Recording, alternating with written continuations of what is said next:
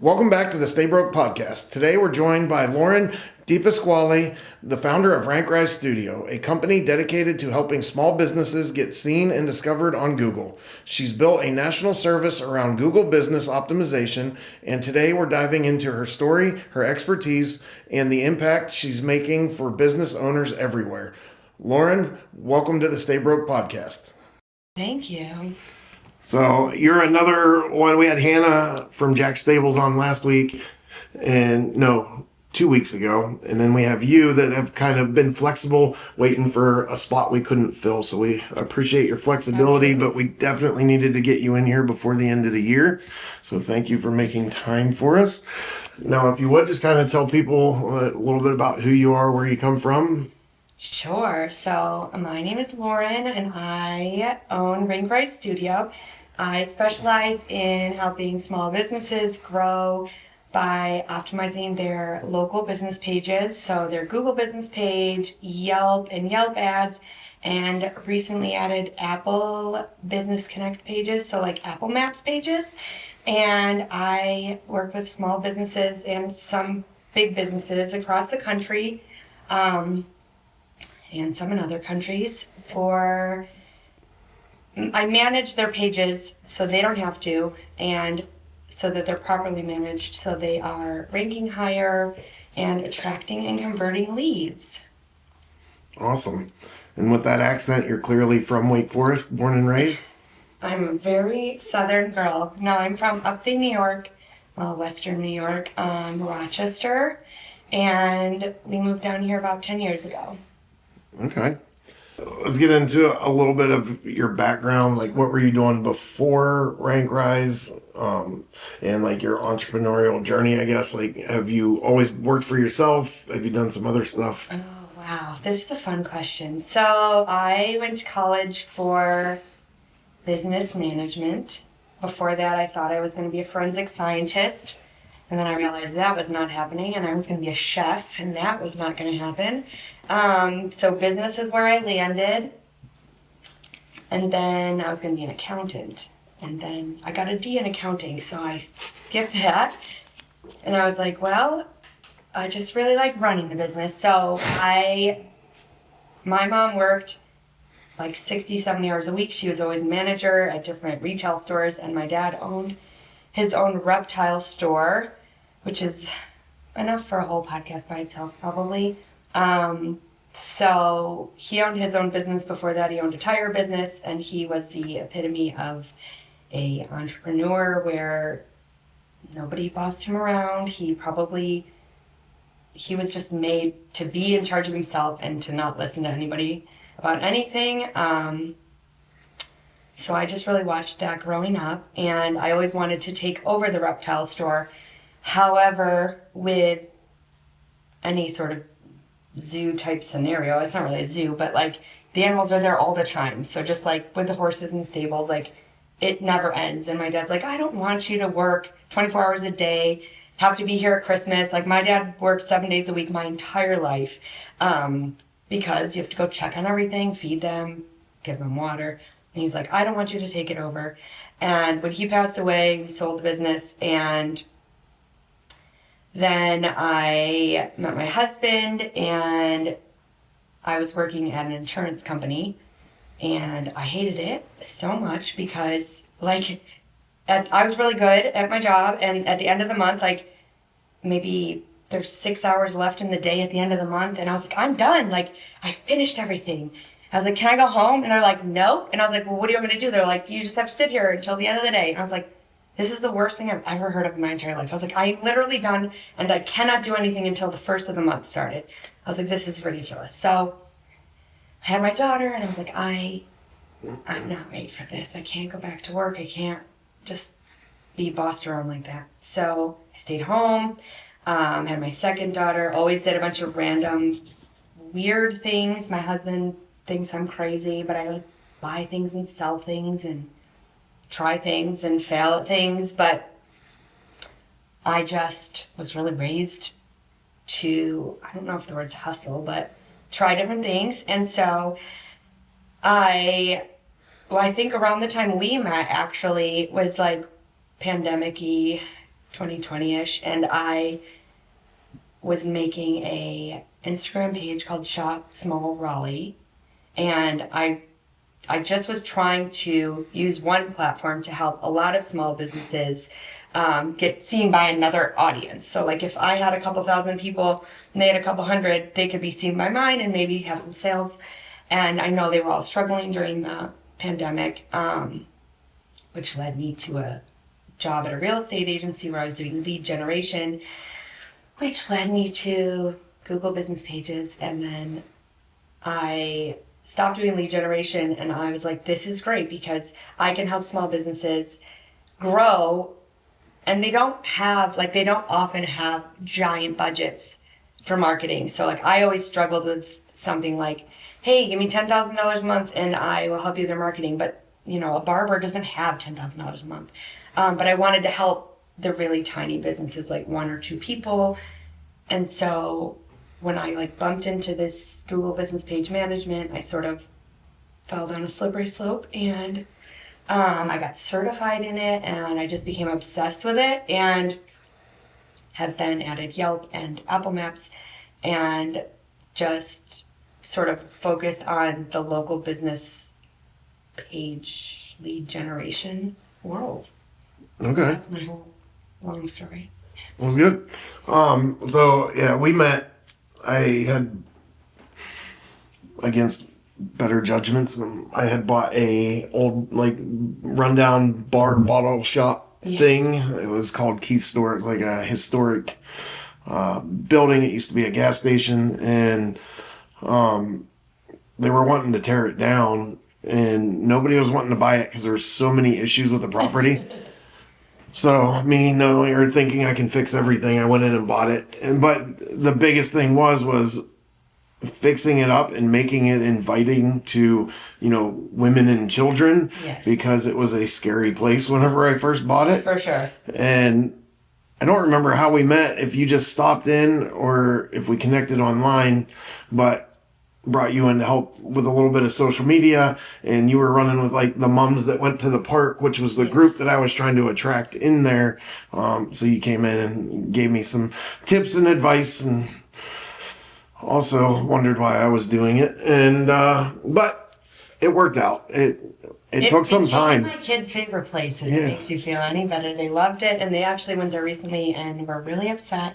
They're like, there's no candy, there's no toys, there's nothing to do. And so they did love it, if it makes you feel better. It does. No, my kids loved it too. They were bummed whenever I sold it, and they were really not happy when we drove by it a few weeks ago and they saw it too. They're like, what happened? So I fixed it up, I sold it, and the person I sold it to was one of the old guys that hung out up there for years, and he wanted it back to the way it was. So he ripped everything nice out of it, and then decided that he didn't like it because it wasn't making any money and wanted to sell it. So I don't know. That's when we quit answering the phone because it got weird. You can't fix everything. No.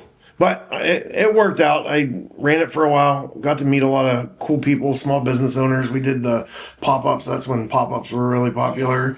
So we did a bunch of those, got to meet a whole bunch of people, and I got to make a little money on it. I also lost 3 years of my life that I'll never get back, but live and learn. Gotta learn. But you were kind of, at that time, you were kind of doing a little bit of everything, right? Yes. So I'm glad I stopped doing that.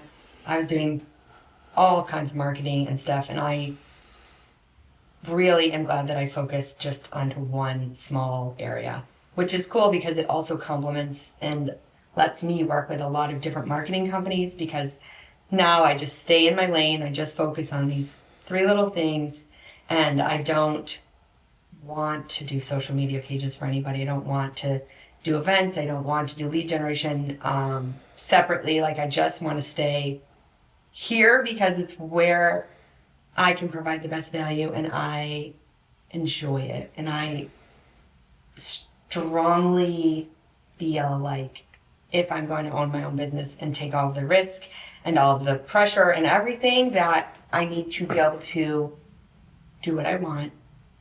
Like, for example, I don't work a lot extra during December because I like to stay home and watch Hallmark movies and do things with my kids. And so, like, I'm not taking new clients in December. And people are like, well, but that's not really wise. And I was like, yeah, but it is. Like, it makes me happy. And you've had all year to talk with me, and you have all year next year to talk to me. But I need to have that control. Like, why are you doing everything? Like, if it's not making you happy, if the store's not making money and it's not making you happy, you need to stop. Like, you can't just keep doing things for no reason, or for a reason that's like someone else's reason, not where you want to be and why you like take all the hard. You have to have some of the good for it too. Otherwise, I'll just go back to work and get bossed around and be miserable somewhere else. On somebody else's dime. Yeah. Can we talk about like social media a little bit? Yeah. Because like I feel like it's something that's underrated how hard it really is to do social media for other people. Yeah. And it's like we've tried so many different ways of hiring people, whether it was as, you know, somebody from the outside doing it, or if it was hiring internal people to come in and run our social media, and we advertise for it. And you have two extremes. You have the people that went to college for marketing and design and all this stuff, and they want to come run your social media page, which in our experience ends badly because then they focus on branding and design instead of day-to-day posts. And then you have the other side that's like, oh, I know how to run social media. I've had my own Facebook page for years. Right? And then I don't know what's in between that because we've never been able to find it. And like, what are some of the challenges that you saw with like trying to help people run their social media? It's a tricky thing because everyone has their own Facebook page, and like, you're like, it's not that big of a deal. Like, you post stuff all the time. Go ahead. Post a picture. You're here. This, my kids are so cute. Like, that took me 10 seconds. So there's the side that is like, doesn't think that it's a lot of work because they're like, well, I post all the time. It's literally a couple minutes. Like, I'm going to pay you for a couple minutes of work. But there's so much in the strategy of it, hitting different like pillars, like who are you talking to, at what stage of the journey are they of becoming a customer? Are you just trying to get more people? Like, for a podcast, maybe you're trying to just get anybody who's interested in business, but for a client, maybe you're trying to get somebody at certain points in their business journey. And so your posts need to speak to those certain people or to the, you know, to the masses.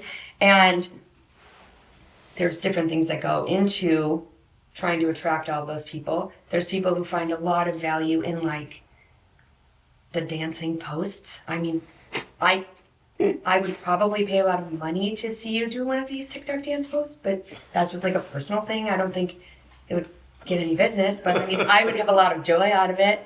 Like, I'm not going to dance on social media. I don't think that, you know, there's posting just to post or to follow trends, and then posting to like have a business. One time you did a video and I watched the whole video, and you were like lying, and I was like, what is even happening right now? I was like, I straight thought you lost your mind. I was like, I think something's wrong. And then at the end you're like, just kidding about all this. I was like, oh. But I was like, I think I'm gonna have to go like talk to somebody. Something's not good. This is really bad. So I mean, there's sometimes you can do things that are ridiculous, but there's branding. Then there's like doing a really bad job at branding. So like, you can't take branding off the board. You can't post with red and black colors and then next time pink and green and change your mind all the time. You've got to stay so that people recognize you and they know what post, you know, who is scrolling by. It's a hard middle. I do think it's best done internally, just because, you know, you can catch something behind the scenes. You can catch a lot of stuff. If companies are going to make a lot of content, someone could do it off, you know, not internally, and just scroll through all the content constantly. But I like it internally. I think it's supposed to be a little bit personal. Yeah. Well, you're trying to tell a story of like your day to day and whatever that story is for your brand. And it's like, hiring somebody from the outside. They're not with you all day to take the pictures, capture the moments. And then when you're doing it for somebody else, you're reliant on whatever I give you. Right. But if you're terrible at taking pictures, Yeah. I can only do so much with those pictures. Like, so they're going to go up and you're not going to like them. And then you're going to be disappointed. And then you're like, well, you're doing a bad job. I can only use what you've given me. Like, so, which happens a lot with Google too. Either people don't give me content, they give me bad content, they give me the same content 500 different ways. And I'm like, could you try something else? And they're like, well, what? And I'm like, okay, well, I'll give you a list of ideas. But I'm like, it just can't be the same picture. Like, can't be like 800 selfies of you. Like, we're not getting anywhere. We have great, but like we haven't progressed, and like we're not telling any stories. So I like it being a storytelling internal process, but it takes a lot of work. It can be very expensive. I think people strongly underestimate how much time doing it right is, and sometimes doing it right doesn't get results, and there's nothing that person can do about it. You can put everything in and get like 4 likes and be like, thanks for the algorithm. Like, it just didn't go. Because you can also post the same thing again later and get 1 million likes. Like, I think we talked about it. You posted like the same video and like one did great and one didn't. It was the same thing. Yep. And so there's a little bit of luck into it, but you can't always blame the person who's doing the work too. Because they still put the work in. It's just... And it does take a lot of time. I mean, we literally have 3 people here that their primary function is videoing and editing videos and strategizing what those videos are going to look like. And I didn't dance yesterday, but I was forced to do a viral video yesterday. So I can't wait for that. yeah, no, it was fun. But it's the algorithm, it's so random and it's changing. Like Instagram, we can't figure out. It changed not that long ago. It used to make more sense, and now it's just like we can't get it figured out. And there's no book. Like, no. There's no way that you could be like, well, if you would just do a little research, you could figure it out.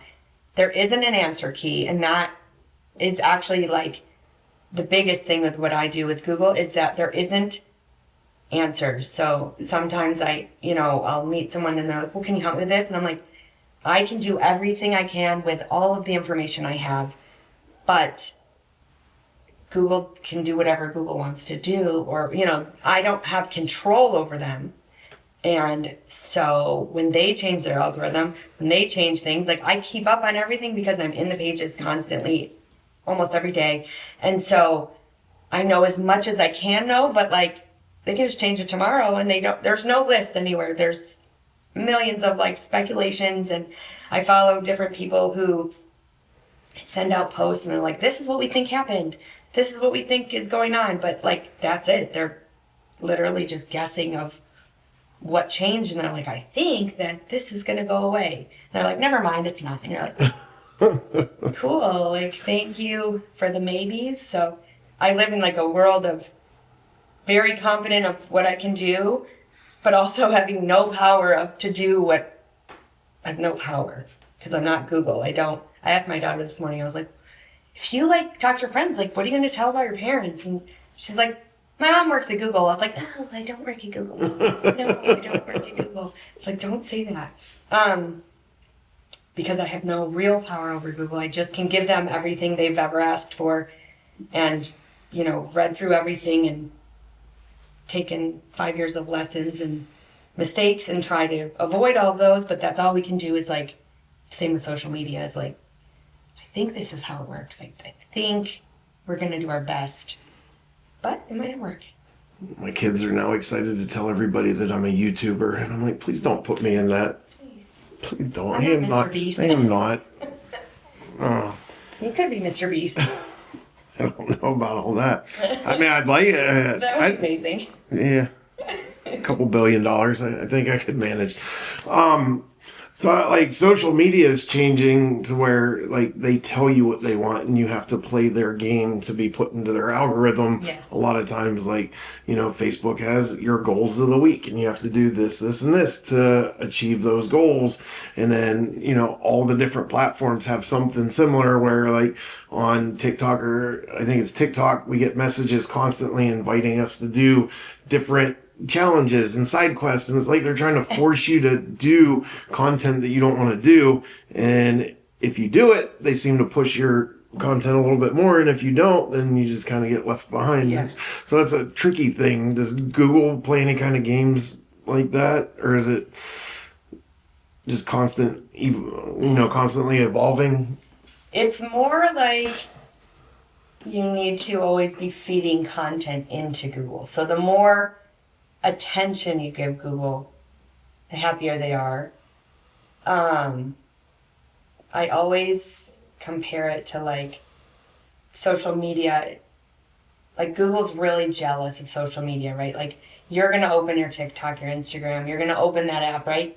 But like, unless you're looking for something, you're probably not going to open your Google app and just snoop around for fun. I mean, you might, but you might more likely go on Instagram and scroll around for no reason, like mindlessly scroll, but you don't like mindlessly scroll Google. So I feel like Google's a really jealous, like, boyfriend or girlfriend or whatever, and they're like, you pay all this attention to social media, but like you don't give me any attention. So the more attention you give Google, the happier they are. You give them pictures, you give them content, you post, right? Like, so you post on your Google business page. But like, if I said like, what are you gonna post today? You're gonna say, I'm gonna post on Instagram, TikTok, and Facebook. Like that's your common thought of like where you're gonna post. But like Google's like, but what about me? So when you give Google all that attention, they're so much happier and so much more likely to move things around because they want the attention. So it a little bit does. They don't give you specific things, but they definitely really love attention, which is why when I manage the pages, I'm on twice a week, where most business owners aren't on for maybe weeks or months at a time. So like I'm giving it a lot of attention for the business owners, like in place of them doing it to take it off their plate, but still feed the Google jealous energy. Can you tell us like what is Google My Business? Like what does it look like? Like everybody talks about it, but what does that actually mean? So Google business profiles are what pop up when you search, if you want to go to pizza, like pizza in Wake Forest, and then it'll show you 3 pages and they're like, try these 3, and you can click more and you can get to see the top 10. And the statistics are wild, but like 98% of people don't go past those top 10, right? Like you're not going to go to the 19th page of pizza places and pick that one. You're going to pick one of the top 10 because your kids are yelling and they're hungry. And you're like, fine, just pick one of these that are open. So it's really important to tend to these pages to move them up the rankings so you are on that first page. Obviously the best is the top 3, but at a minimum you need to be in the top 10 for searches. Otherwise you're just not going to be seen, and then you're not going to be chosen even if you're the better option.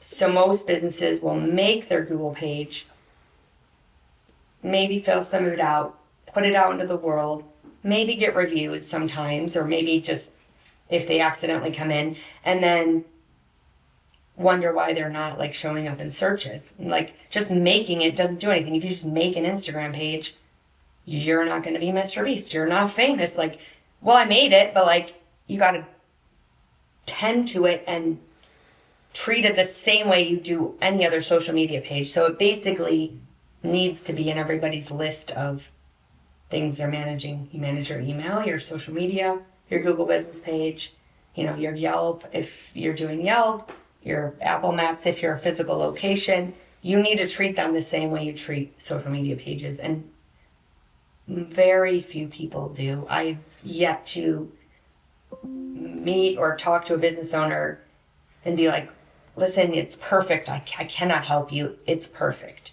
The only one weird time I said I couldn't help somebody was in Australia.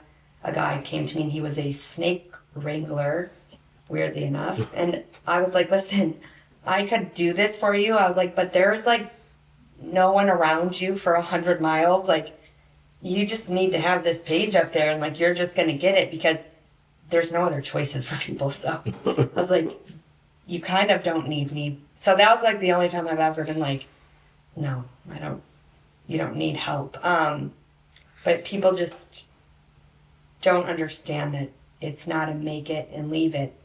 It's probably more valuable than social media. To, if you have an hour and you're like, where am I going to put it? I would put it here in your local business pages over social media any day. So what are the metrics that like dictate a healthy Google My Business page? So like how to take care of it, or like what does it give you? Like what do you look at to decide if somebody's page is healthy or not? Oh, so there's all sorts of spots that need to be filled out. And the page itself doesn't really prompt you to do it. Like they might say like, hey, do this. But then there's certain sections where you do that. And then later you have to go back in it and you can go in a different way and you can add other things. But like it doesn't ever tell you. So there's a lot of it that exists, but there's nothing that's telling you to go do it. Or you think it's not important for me to put this, these little bits of information in. But like it really is, because just like when Instagram's asking you to do a challenge or TikTok or whatever, if someone says, I want a veteran-owned whatever, but you didn't fill out the, different check boxes here, you're not going to come up, but you might be the perfect veteran-owned whatever they're looking for. So they're using a lot of what you're filling out to sort you into different searches, because there's not one search where you're number one. So people always say like, I'm number one best orthodontist in Raleigh. That's not a thing. So like you can't be the best number one orthodontist. You can come up first in multiple different searches, but it's also a very fluid thing. So if I look up right now a search, I can say, okay, look, you're great. You're ranking number one in this whole area. But like in 10 minutes, I could run that search again and a little bit will shift because someone did something, or things move around, or your times changed on your hours, or someone else opened and you closed early or something. Like it's not a fact. It's like a majority of the time I'm ranking really well. So like I always see people say like, I'm number one. I'm like, you're pretty good, but like if I search something else, you're not number one. So like, it's not a fact. So sorry to burst your bubble. If you thought you were number one, you're not. I can find Try harder. I can find different, search things that show that you're not number one. And I also don't really take that credit from people who do paid, like, so you're sponsored number one. Like a lot of people do not respond to sponsored ads. I'm one of them. I don't think maybe one time I've been influenced by some paid ad on Instagram or something. And when I'm looking in Google, if I'm looking for a restaurant, I skip past all the sponsored ads and go to the first 3 organic, because yes, you can pay for it, but that doesn't mean you're good. I want naturally the best restaurant to go to, not the one who just put $500, to look like they're the best. So when you say things, like what specifically? Is it pictures, reviews? Like what things are we looking for?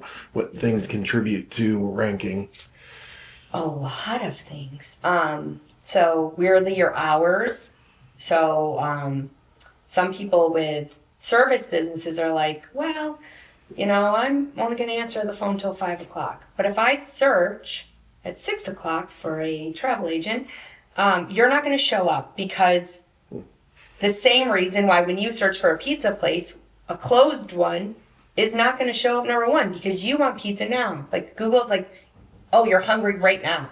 If they show you a closed one, you're going to be like, I don't want to look on Google anymore. They show me places I can't go to. So the logic is like, you want what you want now.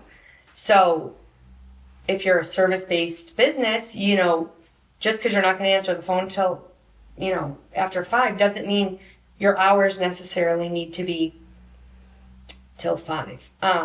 Because people are searching for things all different times. You can turn your phone off at 5, but take the emails, you know, let the emails come to you. So there are buttons that are like open with no specific hours. That's great for that scenario. Like, it's not a store, so 8 to 5 is important if you're a store, but like if you're a service, maybe you don't really have specific hours that are on Google, because you can call me anytime and you can schedule anytime or schedule online. So your hours matter, your content matters, your pictures you're loading in, your posts you're loading in, your services that are listed, activity on the page matters. If people, so just like being in there and touching it the same way, like if you haven't been on your website in a long time, Google doesn't know that you're even still in business. So the more you're showing like, yes, I'm here, and you're just kind of touching things, shows Google that you're still in business, because lots of businesses don't get rid of their Google page when they close their business. So there is a lot of like mud that people have to, you know, go through. But then there's a lot of very active businesses that just don't touch their Google business page. So Google can't just like delete them because you're not active, because you very well could be in business and just not posting on there. So they just prioritized the attention that you're giving them and your Google page, because then you're going to be a responsive business owner. If I call and want an appointment or want to come in, they know you're responsive because you're also active. And then some things that you don't have control over are very helpful, like people clicking on directions to go to you, or clicking on to call you through your Google business page as opposed to just dialing your phone number. If they see a lot of people calling, hitting directions, and then leaving reviews, they're like, wow, you're great. I want to send more people to you, because obviously all these people are happy. So Google wants the searcher to be happy, so that you come and search on Google again and you don't search somewhere else. So if they see businesses making people happy, they're going to show them to people so that the searcher is happy too. Future searchers. So it's important to give this page all these pages so much attention.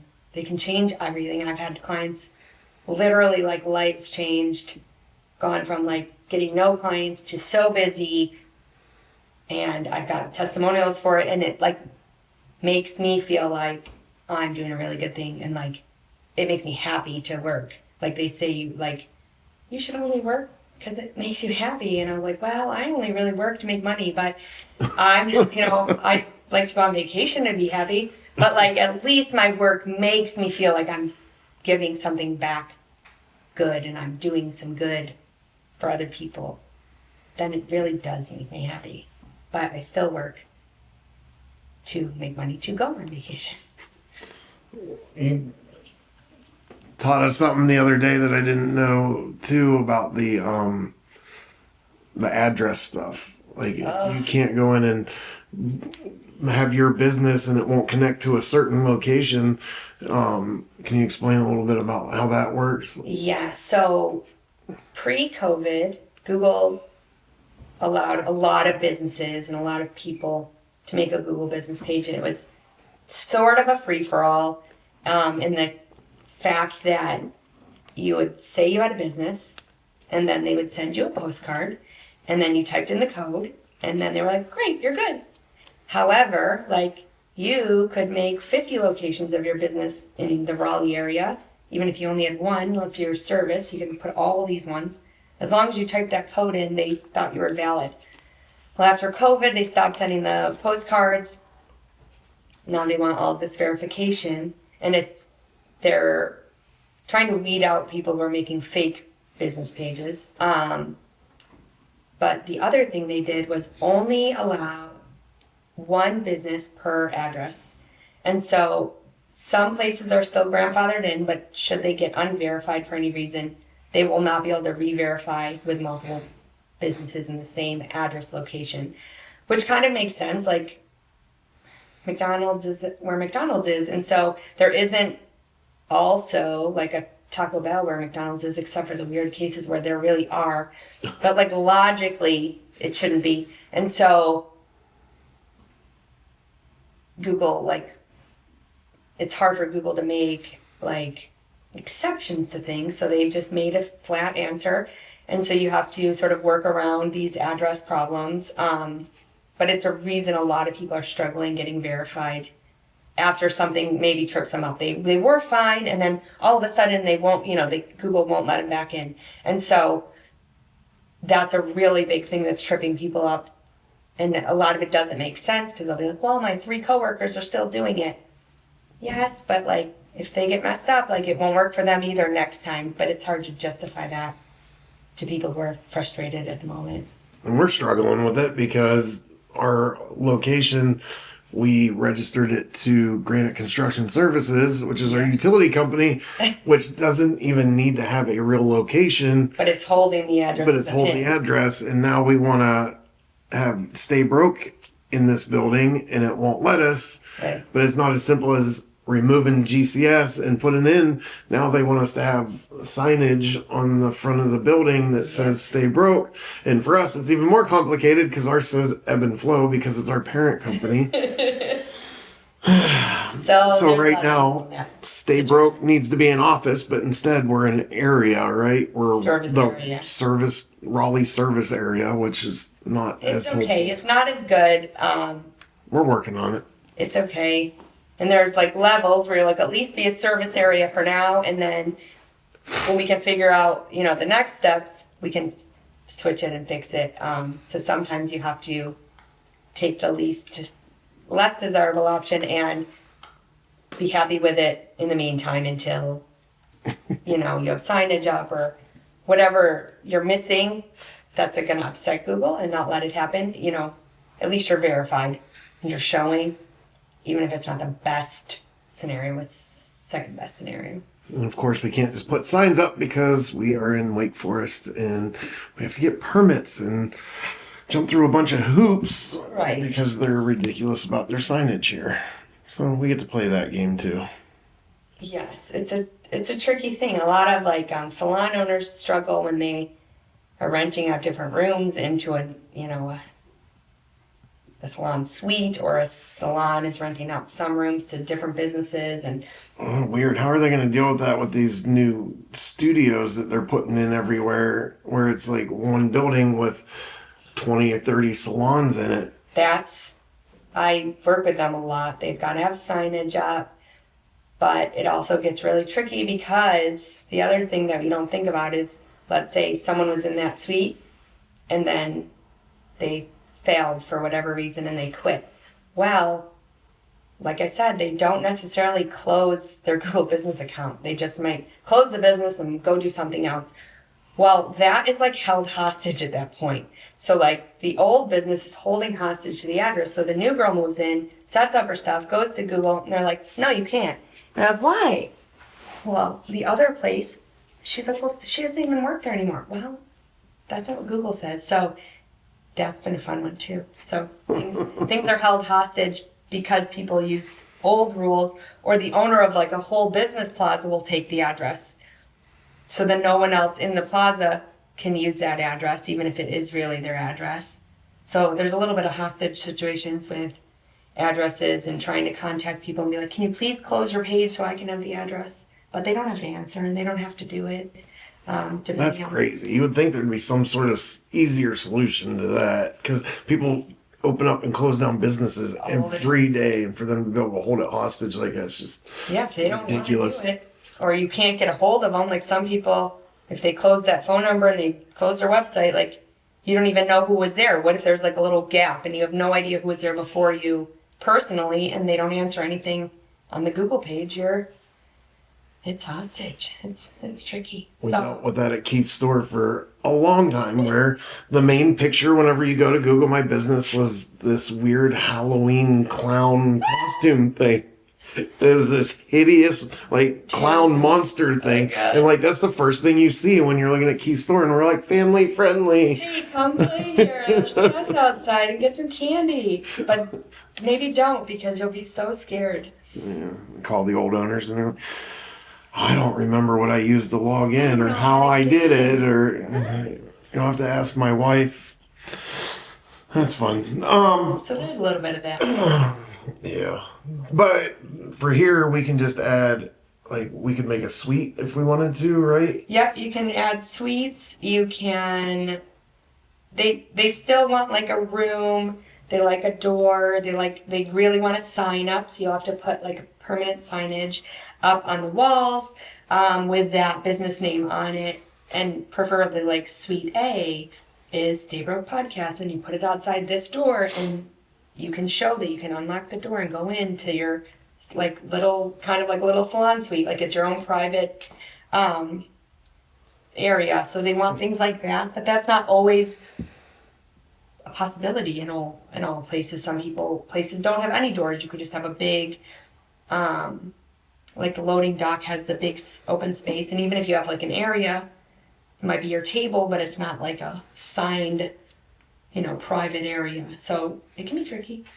I wonder if, now with the way AI is, I wonder if we could just superimpose a bunch of images on stuff and send it to them. I wonder if they'd be able to catch on to that. Like the room we're in right now, I could just put fake pictures up on the windows and the doors and be like, look, it is a real location. You could, but it has to be a live video at the moment, and you have to record it in the system. So you can't record something, edit it, and submit it.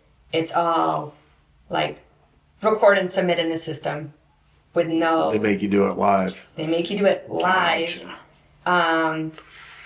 Which is not always easy because, for example, if they like to see your address, well, your street sign is a block away. Well, that's not really that far, but like they want to see the street sign, then they want to see your address, then they want to see you unlock the door and come in and show all this stuff, but you have 2 minutes. Well, if you try to go out there and get back in here and unlock the doors in 2 minutes, you're going to be out of breath. But also, I mean, some businesses are farther than that. Like you're kind of lucky it's not that far, but some people are like, my street sign's a mile down the road. How am I going to do that in under a minute? I'm like, I don't know. I don't have answers for everything.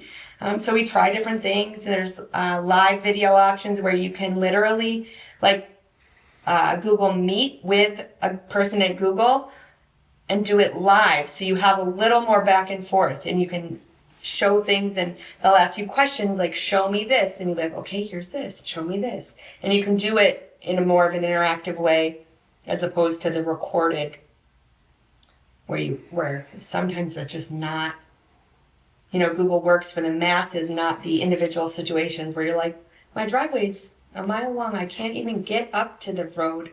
And so, there's... Gee, I don't know why most people don't worry about Google My Business staying up to date. They just let it go. Like some people, I've had my business for 20 years and I just can't get it to work. And I was like, well, I can help you, but it's important. But I see why it's so frustrating. I've had problems I've been working on for months and I just keep working on them. But they're like, I also have to run my business. I don't have time to work. This is my full-time job, but if they're like, they still have 800 things to do just to run their business. So they just let it go. And I get it. Probably a third of what I do is just consulting on problems because people just don't. I give up. And I'm like, I feel you. And so those ones I have a lot of testimonials from people who are like, I've been doing this so much and it's finally fixed. And I'm like, good, I'm so happy. But they're just rules that just don't exist anywhere to... if you would have just read this, you could have done it right. They don't exist. There is no I'm just going to find There's out secrets. every step of the way that Yes. there's more hurdles to overcome, Yes. There's a lot of secret hurdles that no one will tell you. which is your job security. It is, and the fun thing is I even learn. I'll set something up, and a client will do a live video, and they'll be like, "You'll never believe what they told me. They want the sign to be 8 by 12," and you're like, "Okay." And then another client will tell me the same thing, and they'll be like, "They said 4 by 6," and you're like, "Okay." So I'm like, "Well, what's the answer?" But that answer exists nowhere, and the answers we're getting from Google are different. So I'm like, well, let's go over both of these and hope for the best. Like, so I try to take all the information from all the problems and all the people and use all of it to make it easier each time we try to do it. And then something new will come and I'll be like, well, you need this. Great. So we talk about, if you're going to build a business, don't just build a business around a product. Find a problem, solve that problem, and build a business around the solution. And it sounds like Yes. you've kind of nailed that. You're eliminating pain points and headaches, which it tells you who your customer base is right out of the gate. It's good because I see a lot of people try to sell things and like products and stuff. To me, it's very like, oh, that's not cool anymore. Like, so it changes a lot. And so I'd never wanted to be in the world of things.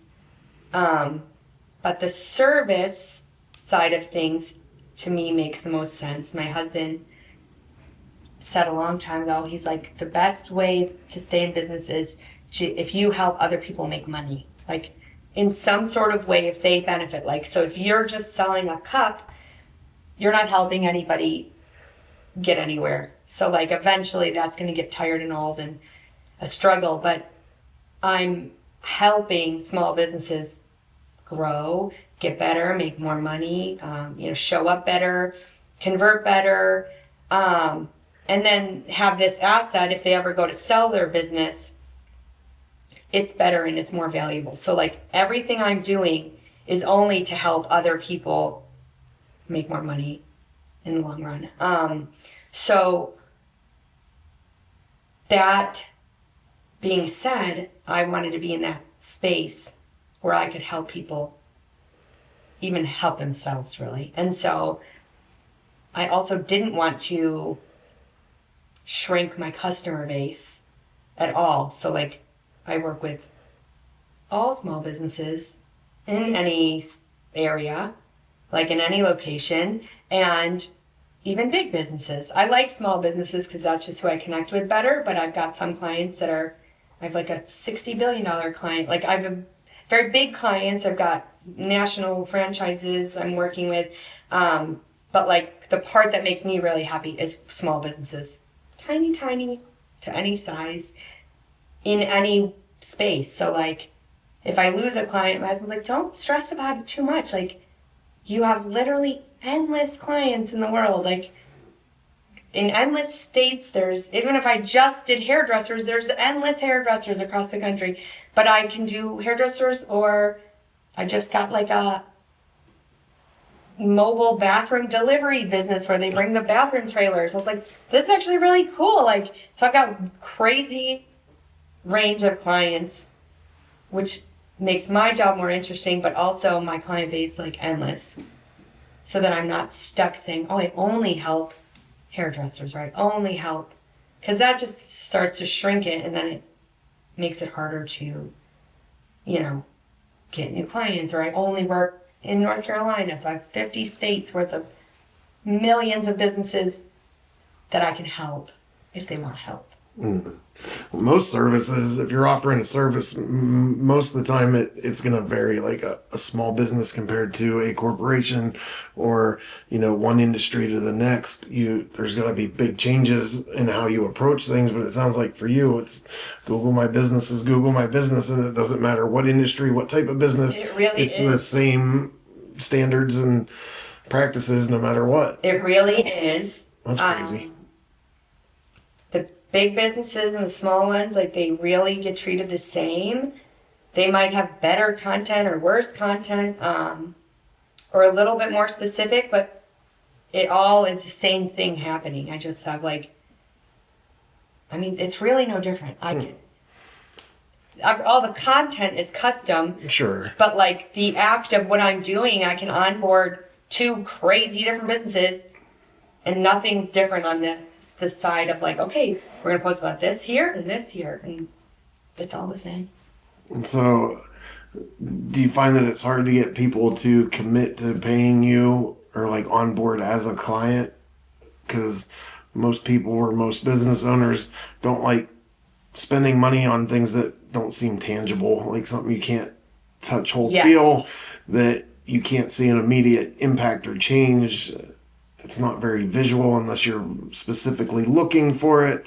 So that seems like that'd be a challenge to convince people that no, it's worth spending the money on, because there's going to be a lot of benefits out the other side of it. Yeah, I think in the beginning I struggled to convey what I'm doing.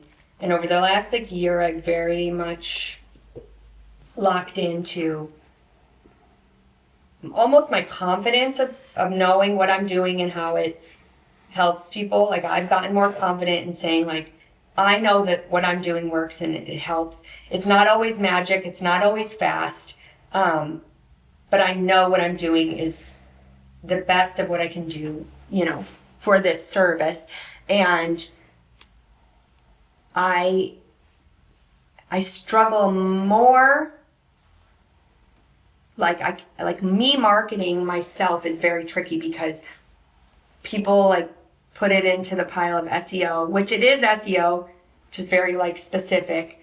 But then SEO becomes kind of in this spammy world of, you know, I personally get a million messages on my emails, my DMs, like, hey, do you want this SEO? And I'm like, who even are you? Like, these people are creepy. And so when I like cold call someone, I feel like I wouldn't answer me either. So I struggle with that. However, my referrals in from my clients are almost instant conversion because they're like, hey, my friend says this is working amazing. I want it too. And sometimes they don't even want to talk to me. They're just like, yes, I'm in. Let's do it. So referrals are really big. And then like me meeting you and handing you something and like talking to you and showing you reports. Like when you see that I'm doing it and I live in Raleigh and I, you know, I'm the one doing the work and all of this, it's a lot easier. But like virtually, I have a lot of trouble, like just cold emailing. I've sent out hundreds of emails and literally nothing because it feels spammy, even though I'm like, I promise it's not. Like, I'll come and bring my computer and we can look at everything together. Like it's all real. Look at my reviews. But as my reviews got better, my website got better,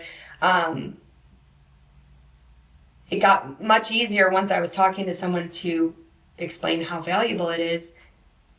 But it's very hard for me to digitally get somebody cold. That's where my struggle is. But in person, it's much better, and referral base is much better. But I get sort of lumped into this spammy SEO world if I just try to cold talk to somebody, which that's true. I know I get those messages constantly. The screenshot of, oh, you're doing great, but it could be better. And We'll get your website let on me page show 1. you. And it's funny because there's like the SEO ones specifically. They'll be like, I saw one yesterday where I have, I think, 6 different messages where they all used emojis and all the pictures look almost identical.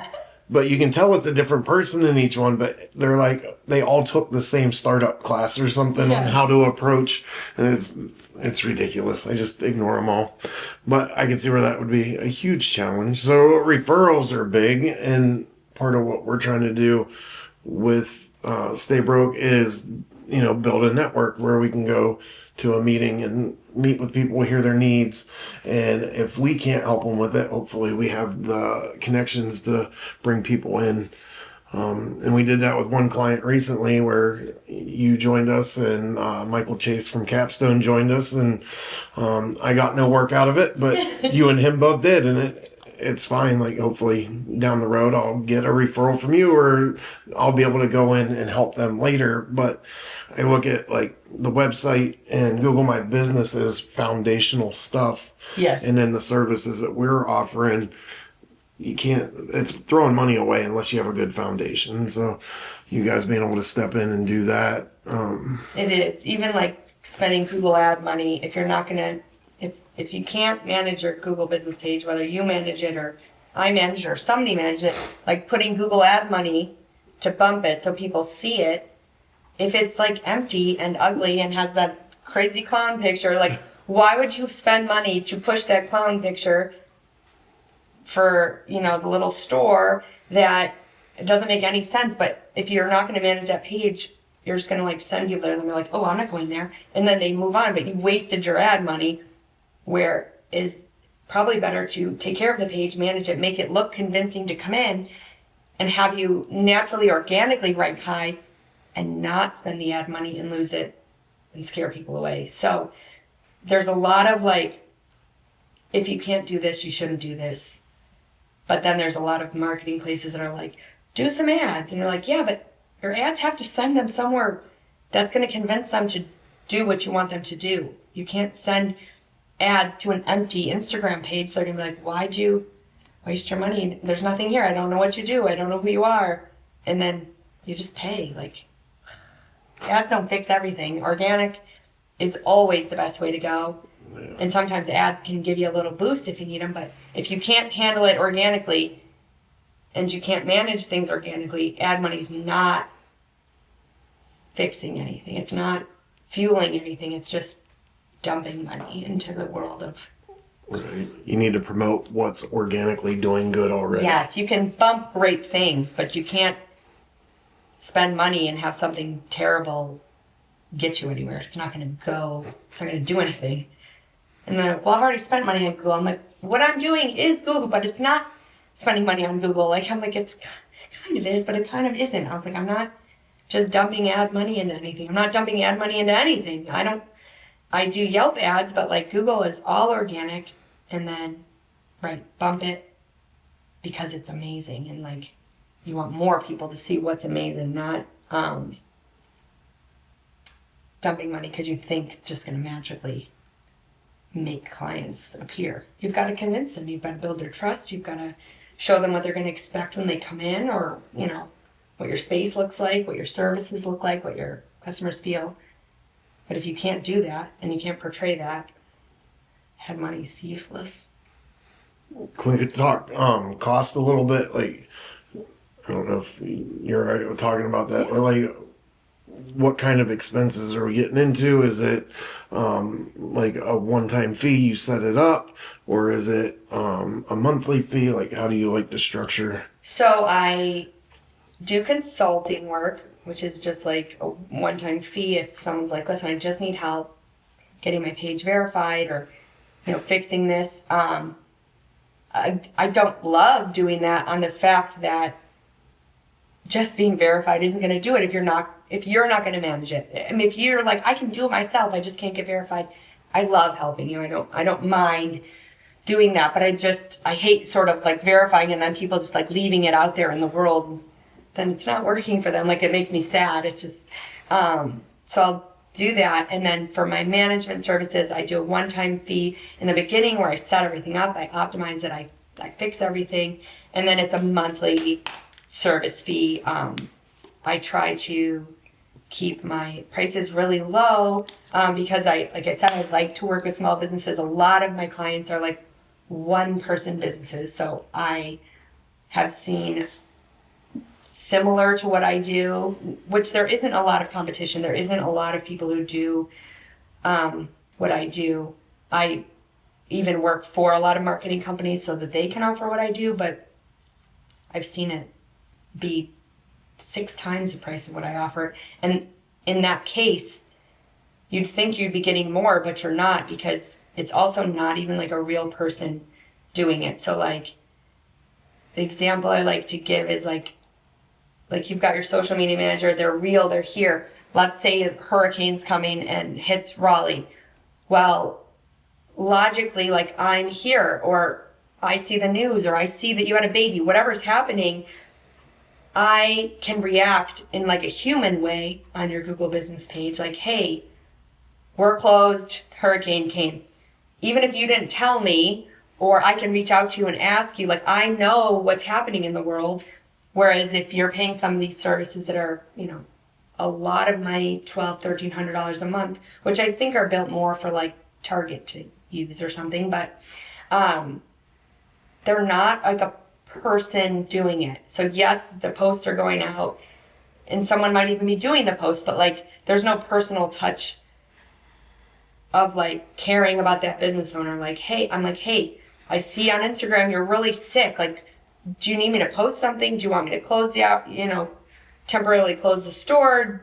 Can we do anything? And they'll be like, oh, yes, no, whatever. But we have like a personal relationship. So it's almost like you have someone internal who can shift as needed.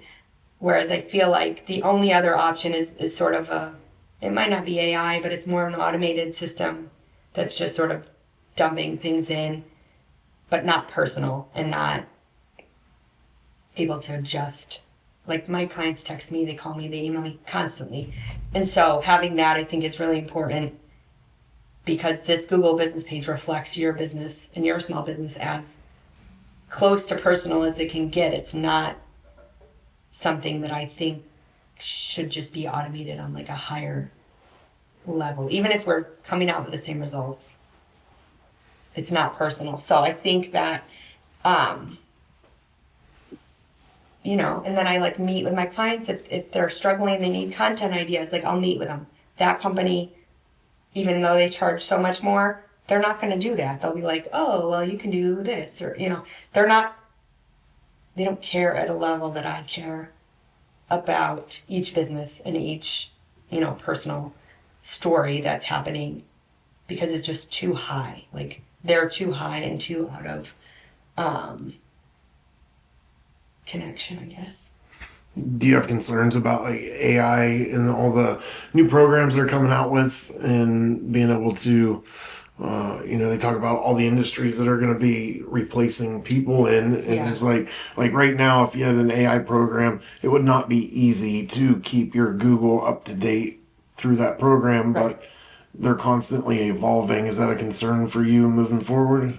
So even when I saw the first like AI overview come up, when I like maybe looked for a restaurant, and then the AI overview comes like, hey, these are some great choices. And then, so that would be at the top, and then the Google business pages were lower. And so I started to panic. I was like, well, if AI overview is first, that's going to trip everyone up, right? So that's where you're going to stop and get your answer from, because people are, for the most part, pretty lazy, and they're like, I just wanted to know what pizza place to go to. They're not looking to like do research. They just want an answer. So I panicked and I was like, oh no, like here goes everything. We're done. But what I'm coming to find is that it actually made what I do far more important, because AI doesn't create anything. AI takes and just like piles it all together. And so what it's taking is what I'm giving into the internet world. So what I'm putting on these Google pages is what AI is taking to then put in the overview. So if you're not managing your Google business page, and let's say you've created it and it's just sitting there, and you say, hey, what's the best, whatever, AI certainly has no data to take and say, well, they might be great. Look right past them and go to someone who's managing their page, because you're feeding content, you're feeding them information, you're answering questions, you're telling them that you're a great marketing company in this city. And so then AI's like, oh, great marketing company in this city. I see that they say they are. And so then you get pulled as an answer. So it actually made what I do significantly more important.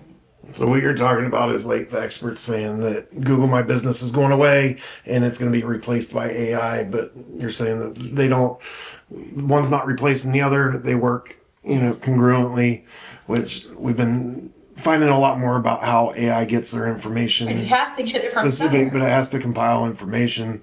Yeah, that's definitely something we've been talking a lot about. I really panicked. I was like, well, it's going to know and it's going to not need me. And I was like, wait a minute.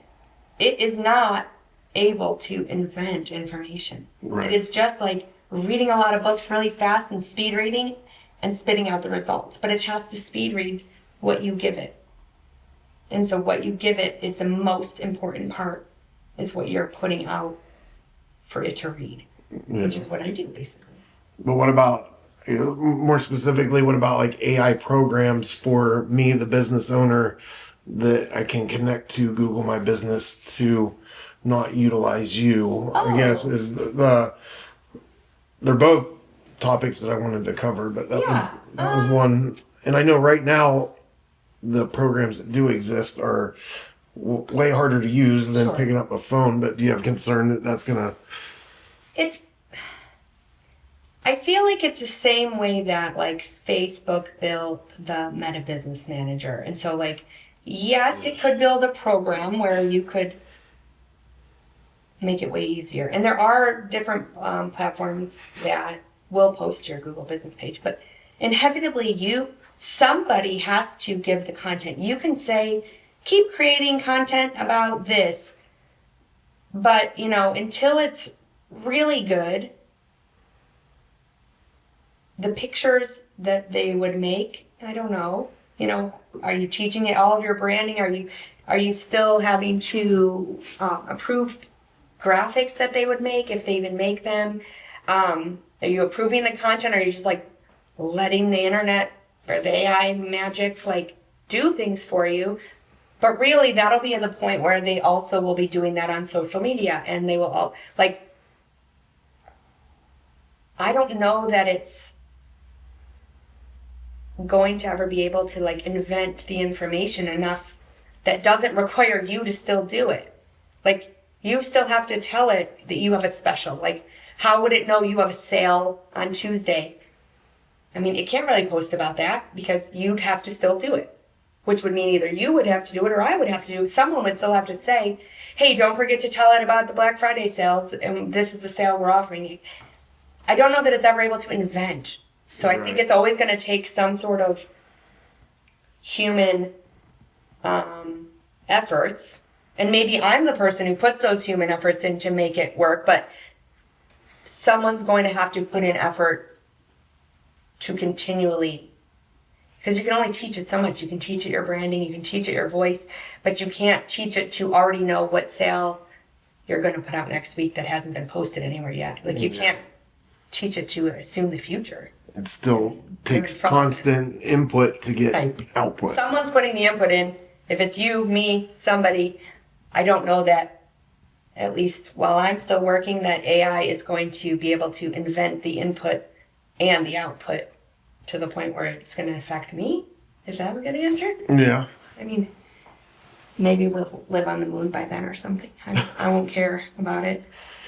Can we talk a little bit about like your process? Like, do you have an onboarding process? What's your process look like?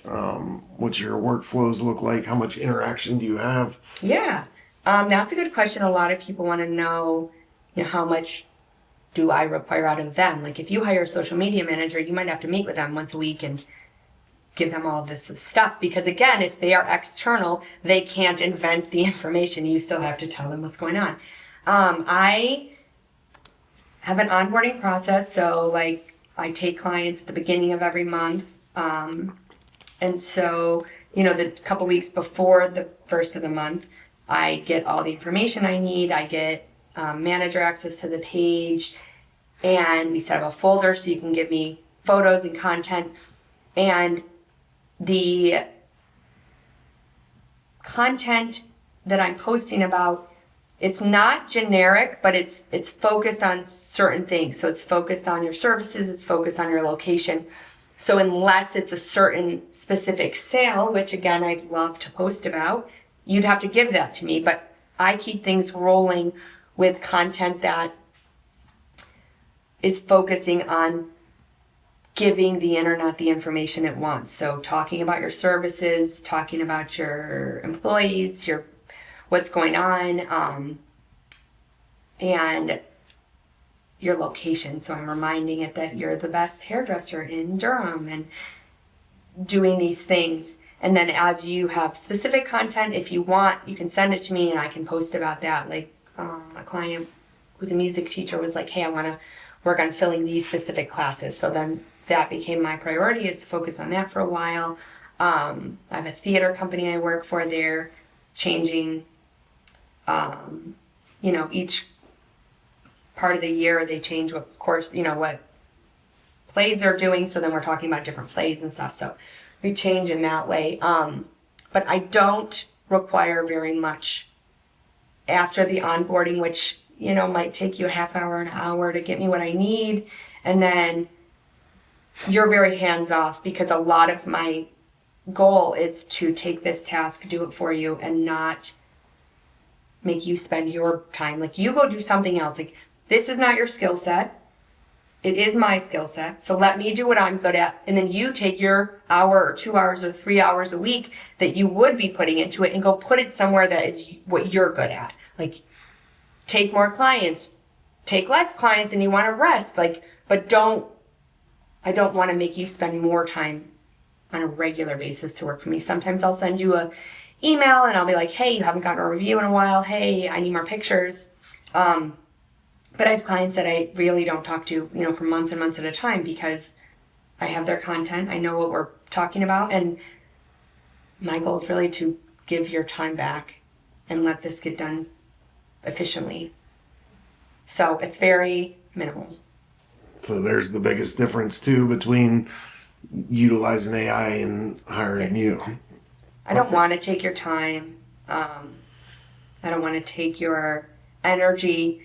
I want you to set it and forget it with me the way you were setting your page and just ignoring it. I want you to treat it the same way as when you were ignoring it, and it be working on the back end of things. Because I've got clients that are on vacation and I'm still posting. Well, they wouldn't have been doing that. So their page is still getting attention, and they're, traveling and doing whatever, which makes me happy. It's like having someone internal, but they don't have to tend to me internally.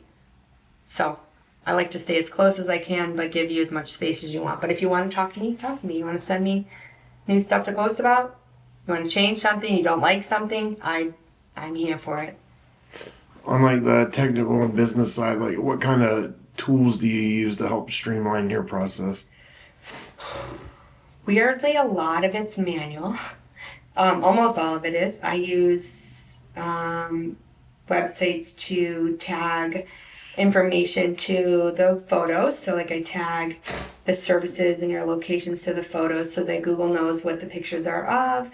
I have sites that I use to pull heat maps to show how you're ranking, to see how keywords are, working right now, see if we're making progress, and see different competition, see how you compare to competition. I've got websites that do that. I've got a website that can send out review requests for text, email.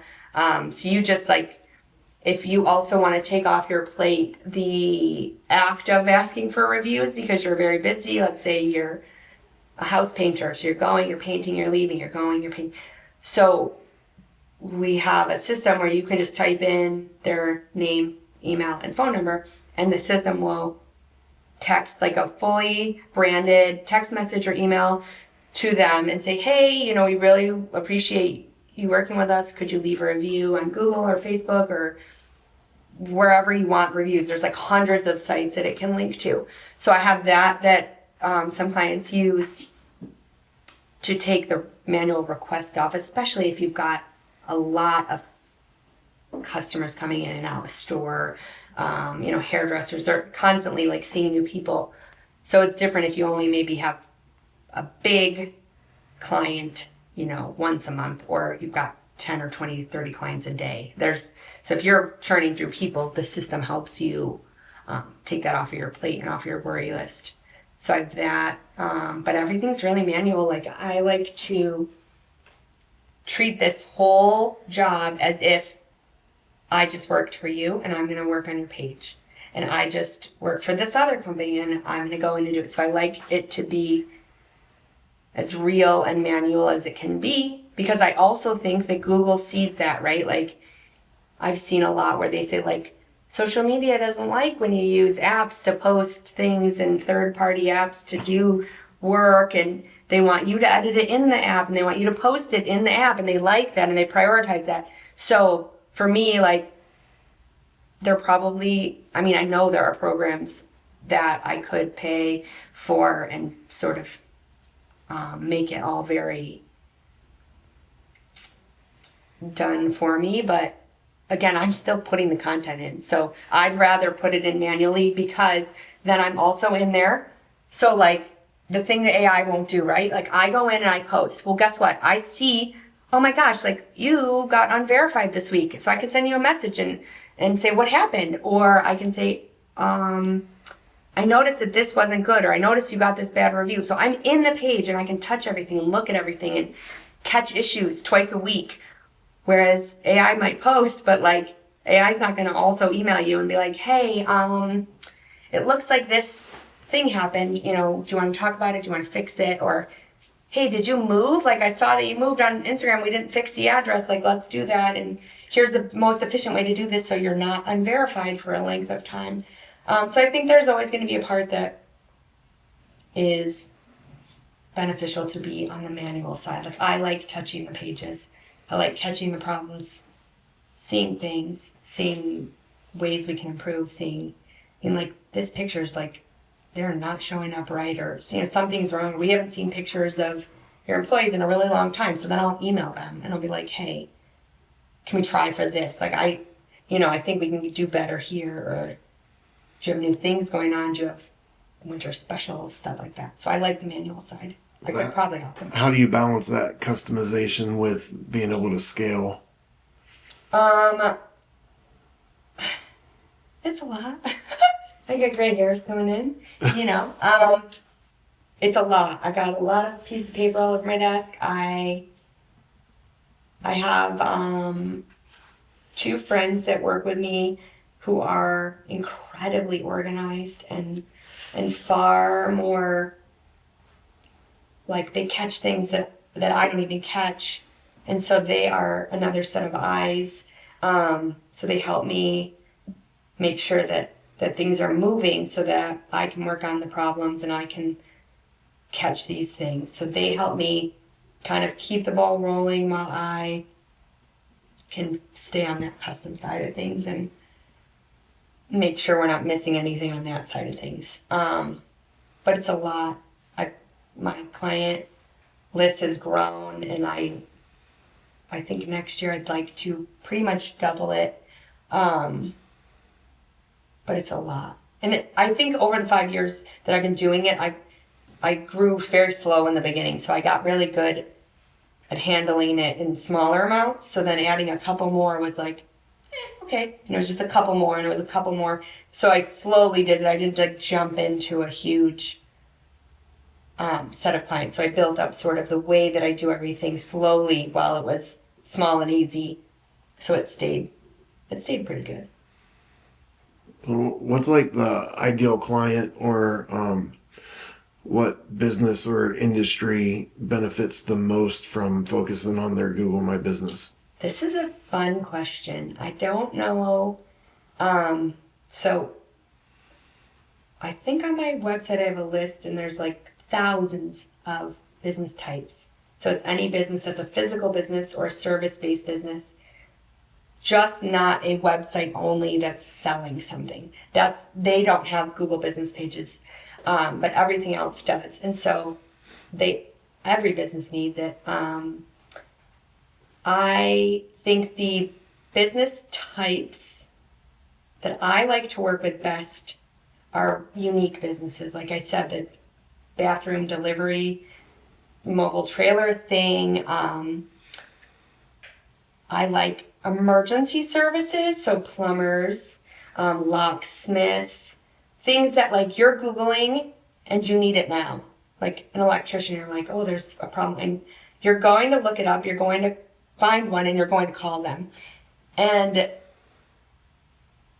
on the same note, this is sort of a assumption, but a lot of those businesses are run by men who aren't necessarily focused on marketing, right? Like a locksmith generally isn't also a marketing expert. They're like really good at being a locksmith. And so they get the most value out of it because none of their competition is also doing it. So if you can be like the only locksmith in your area who's working on this, inevitably we're going to be at the top.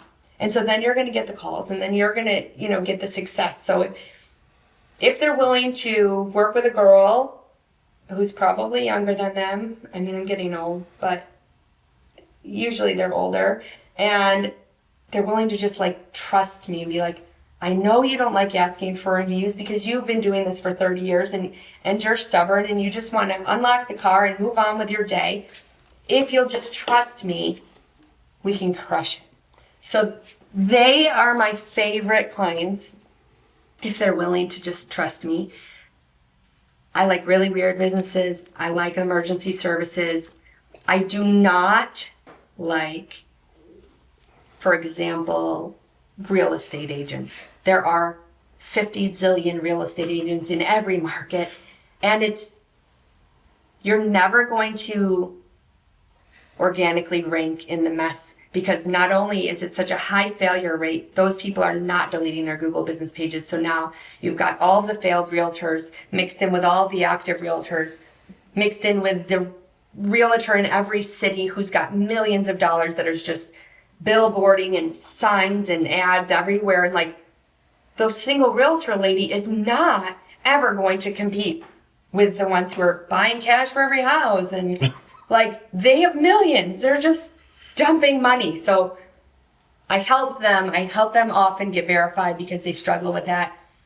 And I do have a couple that are doing very well, but I'm not chasing them by any means because it's more for conversion, less for ranking and lead generation, because it's just really, really hard to rank. And so I don't chase them by any means. I definitely still work with them and I do have some success, but like, I don't like to chase things that I know is going to be an uphill, really hard battle, because I feel like I can't give them the results that they would love. Like they're spending money, they want results. Well, I already know it's going to be a struggle.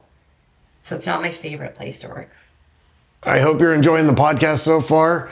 We're so fortunate to be able to book such amazing guests, but booking a guest every week is proving to be a real challenge. And one of the biggest things keeping us from continuing to book amazing guests is they're waiting to see our channel get a little bit bigger and for the interviews to get shared a lot more.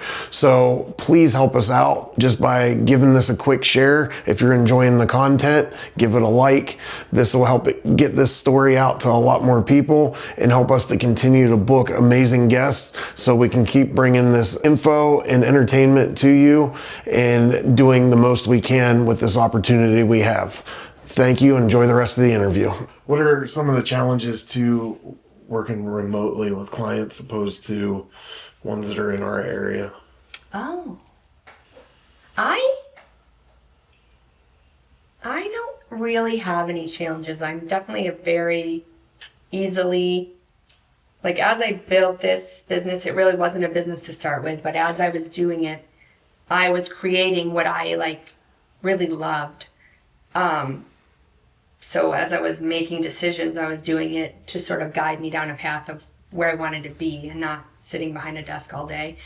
I love being able to go see my clients. I love being able to like go shop at their store or hire them to come power wash my house. Like I love being able to use those clients and those services, and I love to promote them on social media, like organically. Like if I see someone who's asking for something that my client does, I'll tag them because I want them to succeed. And so that, I guess, doesn't work when they're not in the area. I can't go visit them. I can't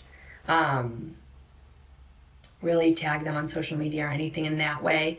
But I went on a trip down to Texas and I had 2 clients drive across Texas to come see me because they wanted to meet me in real life. And like, it was amazing. Like I had so much fun. So that part is terrible because I can't go meet them usually. And, but yeah, the whole business is built very, I mean, we live in a perfect time to be able to work remotely. Like, I can do a video chat if I need to. I can call them, I can text them, I can email them. There's nothing they can't get me at this point that COVID didn't teach everybody how to do. Like, everyone knows how to send a picture and get on a Zoom call or whatever. So I think that timing-wise, I got really lucky that I started getting bigger and growing after the world got taught how to use computers and technology. So I like to be able to see people, but I don't need to be able to see them at all. What are some mistakes that you've made in your entrepreneurial side, like over the last 5 years, or even beforehand, but like mistakes or like lessons learned? That's a good one. Well, I'm very stubborn, so I would like to say I made no mistakes. And I would like to admit that I made no mistakes. Let's see. I think in the beginning, like when we met, I was sort of testing the waters to see what marketing stuff I wanted to do. So I definitely did things I didn't want to do. But I wouldn't necessarily call that a mistake. It was more of a learning where I wanted to, it was kind of figuring it out. Two big mistakes I made. One was in the beginning, I doubted myself a lot. And so I would work and then my clients would pay me after. Well, that got me in a lot of trouble a few different times where I would work and then they didn't pay me. The problem is I would then trust them and they're like, yes, I'll pay you. And then like I'd work some more and they still didn't pay me from last time or this time. And so like I had clients who were like 6, 8, 10 months behind, and I'm like, so at some point I had to like call it. And in the long run I learned like some of those clients also took advantage of other people. And so like it wasn't just me, but I had to learn that, I get paid then I work. Because otherwise you can say like, well, I don't want to, I don't want to pay you. And then I'm just out. So that was a really hard lesson. I had to be more confident and stand my ground. I still have my clients that have been with me for 5 years and they still pay me after. But at this point it's been 5 years and I'm like, if you were going to take advantage of me, you would have. And if you don't want to pay me the last month, you were with me for 5 years. And like, they were with me back when, like, I don't even know that I knew what I was doing. So they were like, we'll come along on this ride with you. They knew I was working really hard, but, like, I didn't have a website. I didn't have a business name. I had like I can't even. I had the worst PDF that I was like, hey, you want to work with me? Here's my PDF, which was fine. I wasn't trying to, like, build this big business. But when I go look at that PDF now, I'm like, I'm really sorry you hired me. Like, I would not have hired me. I would not. They refer me to their friends. I'm like, man, you really trusted me. And so my love for those loyal clients it's very big. I did not do what you did where as you're building this business, you had a lot of your ducks in the row as you were growing. I did it completely backwards. I did a little bit of work for some people, and it was more people. And then at some point, I had like 40 clients, and I was like, I got to do this or not do this. Like, I either need to like make this really big or stop the nonsense. And so I decided to go with it, and I love it. It took me a very, very long time to get my confidence. Of myself, not of like my service, but of me trusting myself that I could like own and build and have a business. I like couldn't say it out loud. I was like, it's just a little thing. I just do a little thing. And now I look and like my husband will message me sometimes. He's like, I'm really proud of this like huge business you have. He's like, most people couldn't do it. And I was like, me too. Like I did it. And so I'm learning a lot about that confidence. I'm watching my kids be confident and like proud of me as I do things where I doubt it, and my kids will be like, "You're doing so good. You're like, you're gonna be on a podcast." Like you said, your kids are like think you're super famous, and I'm like, "Yeah, I'm gonna be on a podcast." They're like, "Wow, this is amazing," and I'm like, "Yes, like be proud, like be so proud that you did something." So I'm learning to be confident. Got taken advantage of a lot, and then I also had many times where I would get sent a referral or like meet somebody and they'd be like, I really need to grow. I really need help. And I'm like, okay, let's go. And I'll help them and I'll help them. And they'll be like, well, like, I can't afford this. And I'm like, okay. And then I lower my price and I lower my price and I lower it so much. And then like still somehow would get like screwed by them. And like I had one client, I lowered my prices. I did so much above and beyond what I would ever do for like a new client, but I was like, I want to help you. And then literally, I'm not kidding, literally like 3 weeks went by and they're like, what are you even doing over there? And I was like, working way more than I normally would for you, but working a lot. My phone is not ringing off the hook. I was like, do you think that if a business could spend $100 and in 3 weeks their phone would be ringing off the hook, that A, I wouldn't charge more, and B, like everybody wouldn't just be doing this? Like I wouldn't have millions of clients? Because I'm pretty sure everybody would sign up for me if I could guarantee them that. And I was like, and you haven't listened to anything I said. I said, I gave you hours of advice and you have not listened to it, have not done any of the things I said.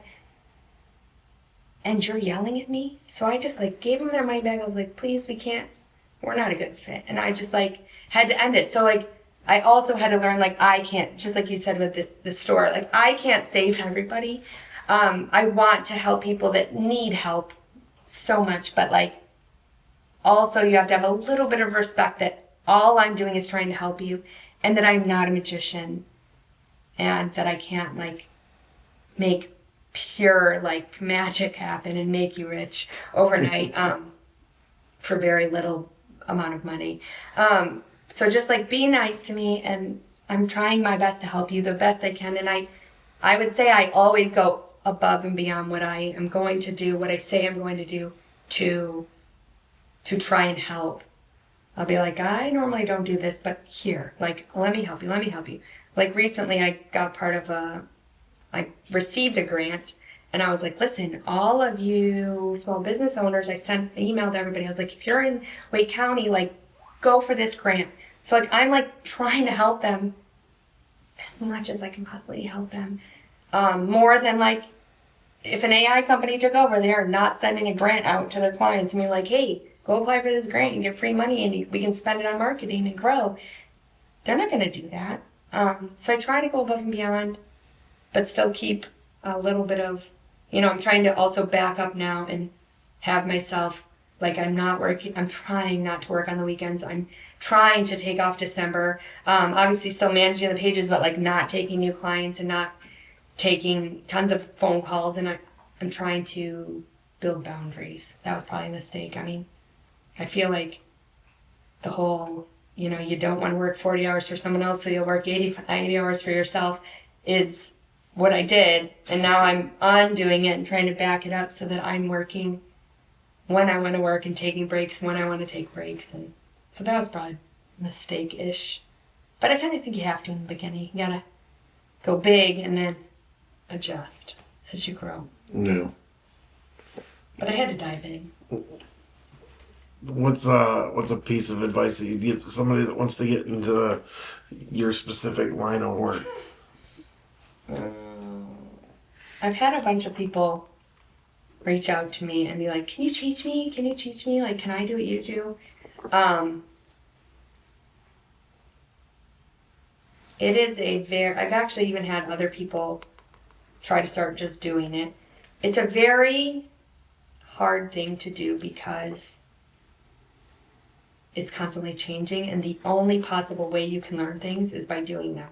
So the only reason I feel confident, fixing someone's problem is because I've been doing it for 5 years. I've already done it 50 times and I've seen how it's changed. And I'm willing to work really hard afterwards to get to the point that everyone's happy. It's a hard thing. It's a very hard business because there is not a way for you to learn. Like, you can learn things, but like, I can't make you a book and be like, here, you could just do this. Like, if I ever sell my business, I'm gonna have to like work my way out of it and teach as these problems are bumping into things, because there's not an answer book. I love having every business to be able to be a client, but it's really hard to do a job where there's not an answer. So, and you got to deal with Google all the time. So I don't know if Better than Meta. Is it though? I mean, I send emails. I guess it's whichever one you struggle with on a daily basis Yes, is your it is. It's your enemy. It is. I'm like, my clients will be like, hey, Google called me, and I'm like, no, they didn't. I was like, they do call. I said, not from Michigan, and they're not trying to FaceTime you, and they are not doing an audit of your profile. I was like, I promise you, I will give you everything in the world. They are not doing that. And it's also a little nervous because I don't know if you've seen, you probably have, like, people are doing this, like, what do you call it? They look not like a hijack, but they'll like threaten you. So they'll like leave you a bunch of bad reviews and then threaten you. Well, first they'll try to get you to pay them to take them down, and then if you don't, they like threaten you. And it's like really scary. Like, I mean, you just get a bunch of very bad reviews. You're like, my livelihood depends on this page. So there's a little bit of like stress coming with this whole world and trying to stay out of that. I don't know. I mean, go for it if you want. It's tricky. Good luck. Good luck. I think that's a fair one. Because every time my client's like, how do you do this all day? This is terrible. I was like, I know. So I hear that a lot. So I'd say good luck. Because no one wants to deal with them. That you can't just like reach out and like, I need to talk to someone. They're like, we do not understand your email. Please have a good day. And I was like, okay, cool, thank you. It's like, but I still need to talk to someone. They're like, well, no. I'm like, okay, I'll keep trying. So a lot of that, keep trying. Try different ways. Good luck. Good luck. Well, if you do get to where you decide you want to plan your exit from your business, I got to watch that podcast. we can help with that. Yeah. You had a whole podcast about it too, didn't you? Yeah, we did. We met with Dan Wilson from Viking Mergers and Acquisitions. So he actually like helps broker the sale and all that stuff, and they'll do an evaluation and tell you.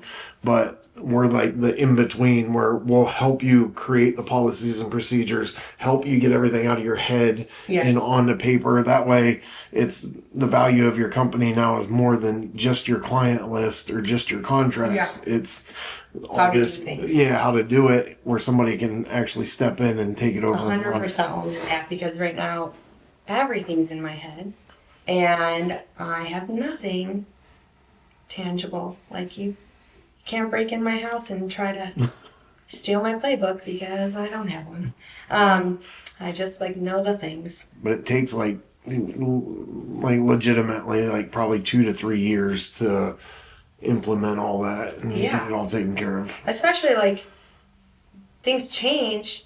So like I could be like, here, this is how we fix this problem. Okay, well, by the time we got to those 2 to 3 years, that might not even work anymore. Right. So that's probably why I haven't written anything down, is because there isn't an answer. So it would be a tricky one. So I would definitely need help figuring out how to get out. It is my end goal is to sell everything to a marketing company or somebody who wants to do it. But right now I really enjoy it, and it's working really good for like my family. My kids are on year-round school, so we track out for 3 weeks all the time. So I have to be able to ebb and flow with their schedules, and so I can work when I want to work, and work in the morning or not work for a day and go do whatever. Yeah. Well, it's like the trick is knowing what to put down on paper and what to leave in your head because it changes so much. Like we did a big mistake we made was we paid all this money to have a training video made by this producer that I know. Came in, it was a whole ordeal, but then he went to South Africa for 3 months and nothing ever got wrapped up. And then by the time he got back and we put it together, we had a $5,000 video that we couldn't send to anybody because too many things had changed. So it's like, that was a waste of time. Yes. So that's probably why I haven't put anything right. down. Is because there's not an answer. Yeah. But there's definitely things that have options or paths you have to start on, and then, Yep. It's tricky. It's gonna be a tricky one. And that's why I think I'll have to work my way out of it. Yeah. Or be available for a certain amount of time on the way out. But I'm not really. It's only a plan, but I'm not there yet. Yeah. I like it right now. It's fun. That's part of why I got into this, is to help people tackle that transition, because it's a tough one that takes a lot of time. And I enjoy it. I enjoy the challenge of it. Well, good, because that sounds like a challenge I would not enjoy. All right, let's do some rapid fire. What's harder, finding clients or keeping them? Ooh, finding clients, just because of the ability for me to reach out to them feels a little icky. But in real life,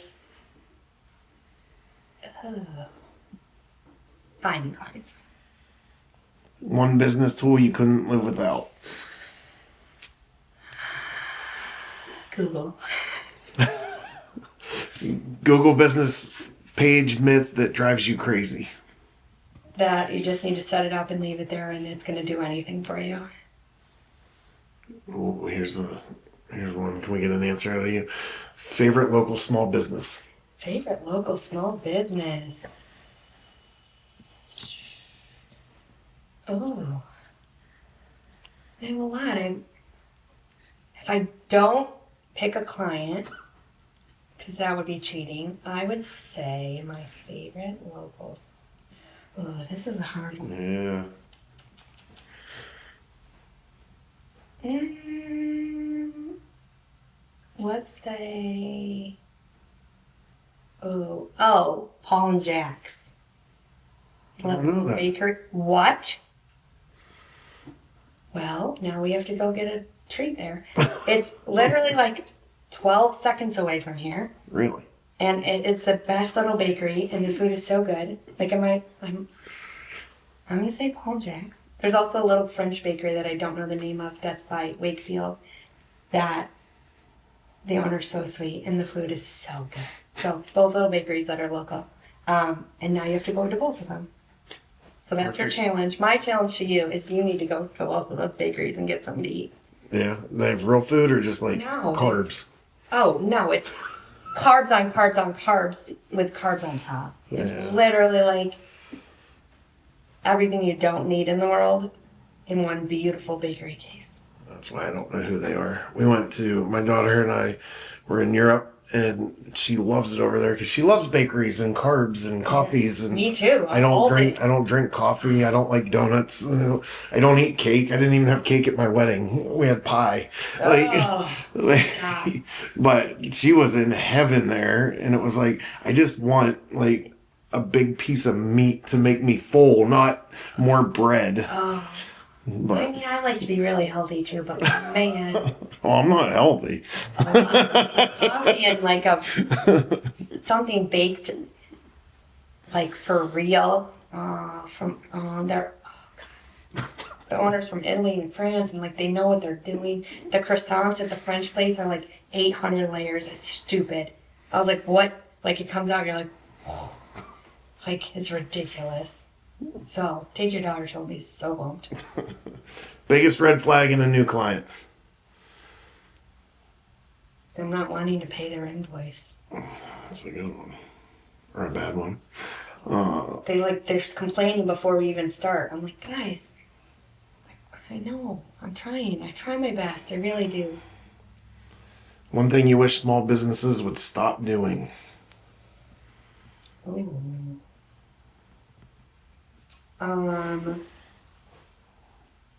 Stop ignoring things they should be doing, like their Google business pages and being involved in the community, and stop like just lowering their prices or doing these ridiculous sales just to think that's the only way to get clients, because sometimes that gets you clients you don't want.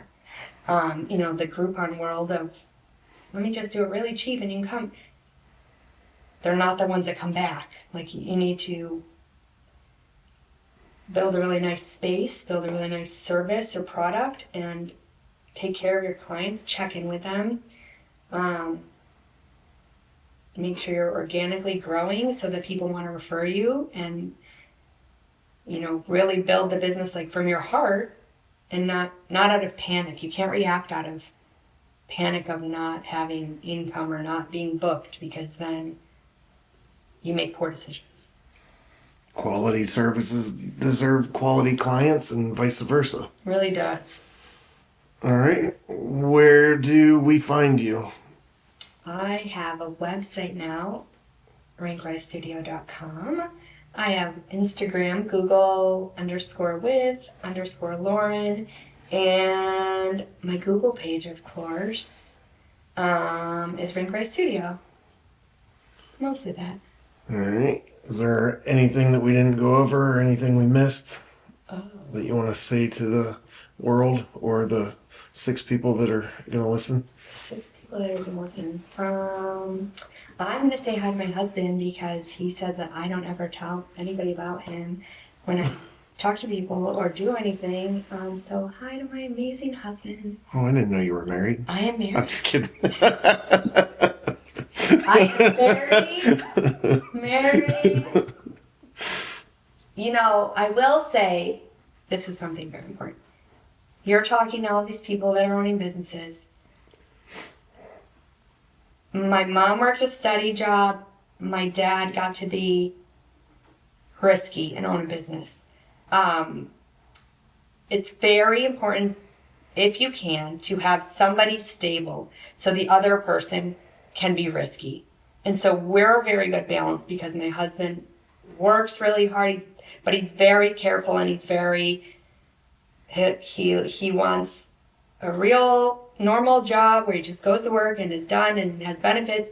And I like to be risky, and like, if this all goes away tomorrow, it's okay. He's like, we'll try something else. But like, I'm the risky one and he's the stable one. And I think I can only take risks because I know he's very stable, and that if it all goes away, it's okay. So I can be really risky. So I think it's an important thing to not have all of your eggs in your risky basket, because things change quickly and things go away quickly, or aren't cool anymore, or aren't needed anymore. If AI takes over and nobody needs me anymore, we still have our bills paid. And like, I don't lose sleep at night ever about work, because I can enjoy the growth and the ebbs and flows of it, and I don't have to panic.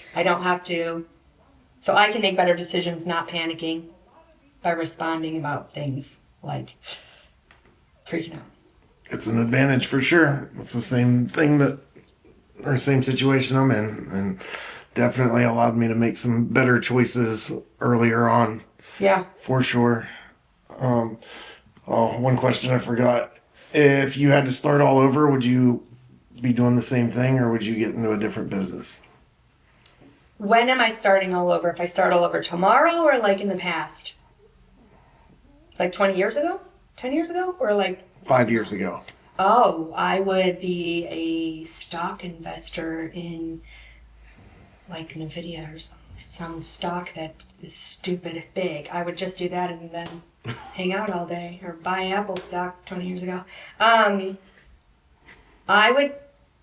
I would rebuild this business again.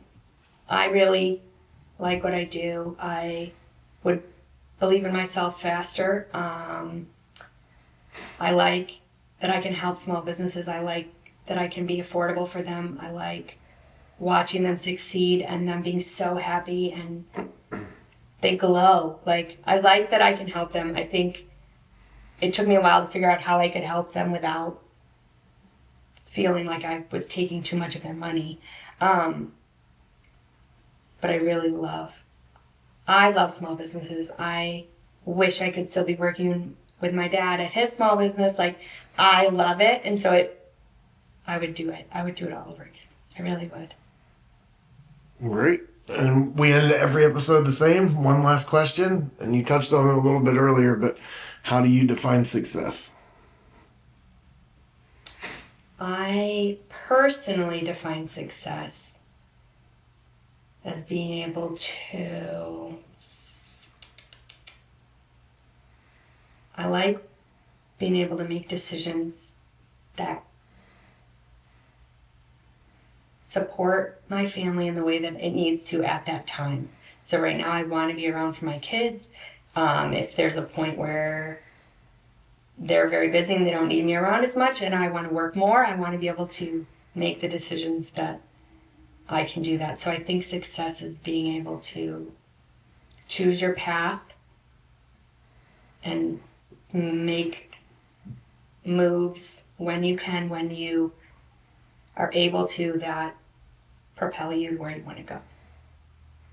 But like on your own time. So if you sit at a job behind a desk all the time, you might make a lot of money, which is great, but maybe you have to miss soccer practice, and I don't want to miss soccer practice. So right now, my business is small, medium, and there'll be a point where I can make it huge, or maybe a point where I need to step back from it and have people running it for me or sell it, but I like being able to make those choices because family life changes and has different needs at different times, and a regular 9-to-5 job for me doesn't allow me to be there for that and make those choices. So paying the bills is great, but choosing my own adventure, I think, is the best success. Perfect. Great way to end it. I love it. Thanks for joining us today. Thanks so much for having me.